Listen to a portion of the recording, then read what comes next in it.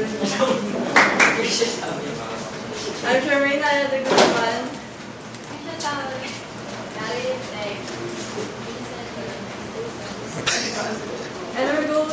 And our topic is Computerized Classroom Monitoring System for Gordon College of Computer Science. SWOT analysis. Interview results with Mr. Oliver Bussard. Our strength is room finder for new students and instructors.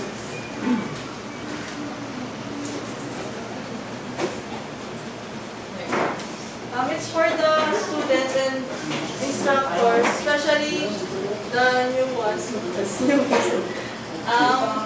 For directory and for finding the labs, faculties, and classrooms.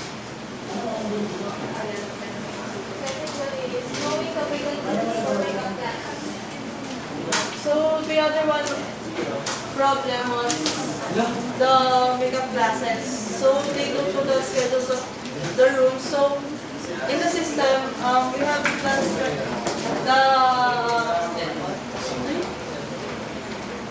the schedules of the rooms and the time that has vacant time. So for makeup classes. So there, you will see the instructors that their schedules and where are they now, like that. So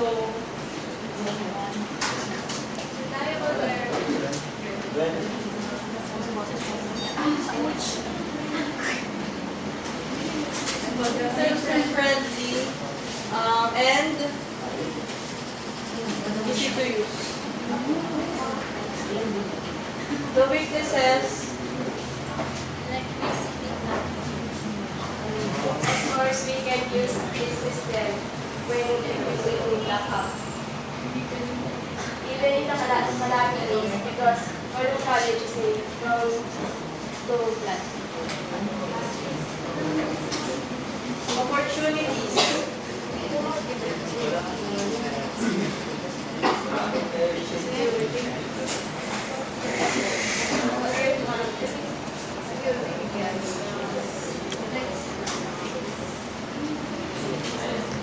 Continue the system for improvement. So we can improve it more with many categories.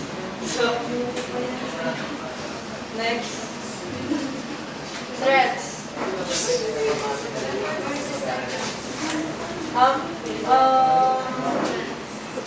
So it is one of our threats that if the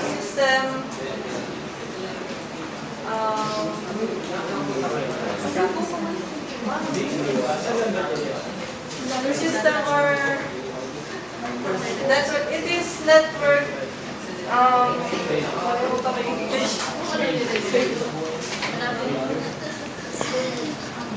Sir, pwede Tagalog?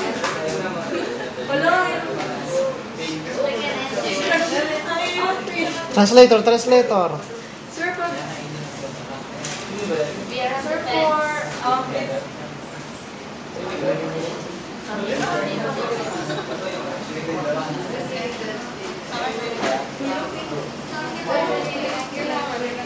so, Sir Oliver Bustarga emphasize that some department, our rooms can occupied by some departments. So it would be difficult for us to write their schedules there. Or maybe if they have if the instructors in CCS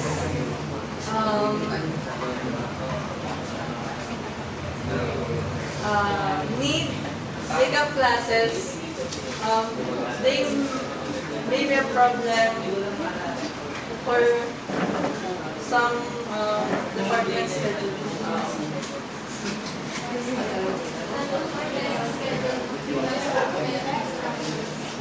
So if we gather the schedules, it can be unknown for now, or it can be messy or unorganized. So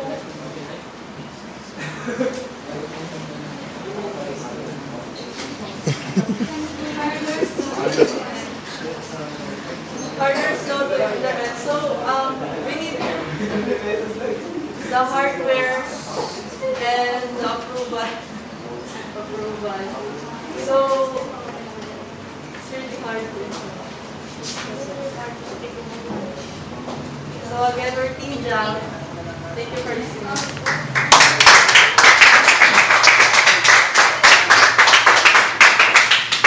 Oh, dyan na kayo, dyan na.